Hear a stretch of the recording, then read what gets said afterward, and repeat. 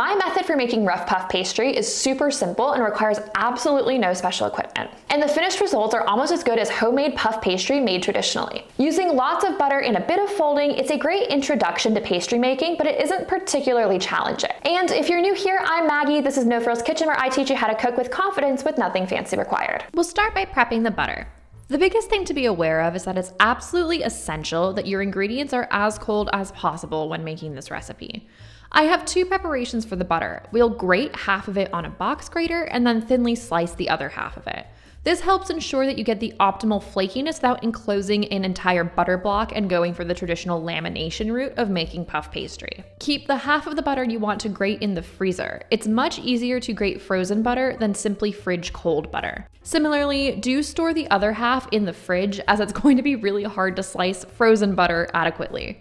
Use some elbow grease and grate your frozen butter half on the large holes of a box grater. This gets your heart rate up a little bit, but it is the hardest part of the recipe. Nothing else is all that difficult. Transfer the grated butter into the freezer until the time comes to incorporate it into the pastry. Next, take half of your fridge cold butter and cut it into very thin slices, only a couple of millimeters thick. Then put the sliced butter back into the fridge until you need it. Alright, to begin making the pastry, whisk together some flour, salt, and sugar in a large bowl. The sugar isn't really there to add much sweetness, rather it helps facilitate browning when it comes to baking the pastry. That means it's still fine for savory recipes. Now, to your flour, add the butter slices. Using your fingertips, toss the butter into the flour to ensure that each piece is coated. Take this time to gently smash some of the thicker pieces of butter to thin them out. Be careful not to break them up too much, however. Work the butter much less than you would if you were making a flaky pie dough, for instance. Next, add in your grated butter.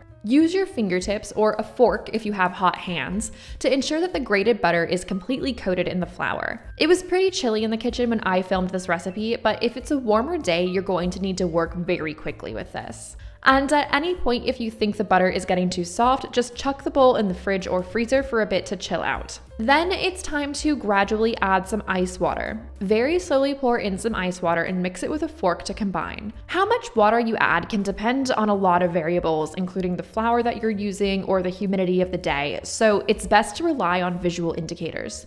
Basically, you want a shaggy dough to form and there to be no visible dry spots remaining, but you don't want a really wet dough. However, it is generally better to err toward the side of too wet, overhydrated, versus too dry or underhydrated, as it's far easier to add a bit of flour when rolling out as it is to add moisture after this stage. Once you've added all of your water, turn the dough out onto a clean work surface and pat it into a rectangle.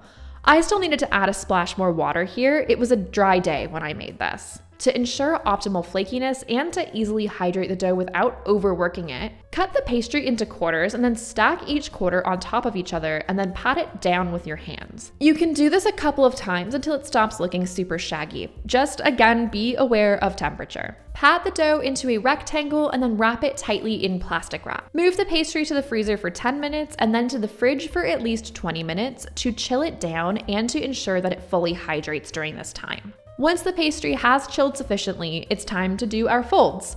This is similar to if you were making traditional puff pastry by hand. On a lightly floured work surface, gently roll your pastry out, ensuring you keep the edges as square as possible, until it's about 5 millimeters thick. Then fold the top third of the dough down to the middle, then follow this by folding the bottom third of the dough up over the top third.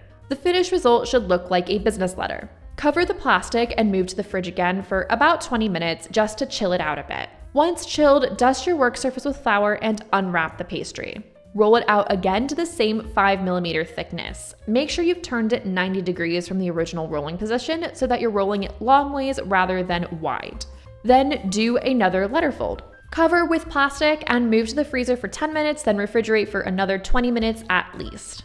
After this point, you can then roll it out and use your puff pastry in any application you wish. It will also keep in the fridge for several days and in the freezer for several months. Don't unfold the pastry and roll it out when you're using it. Roll it over the folds as you've done previously. And if you found this recipe helpful, make sure to hit the subscribe button so you don't miss my next videos. Enjoy!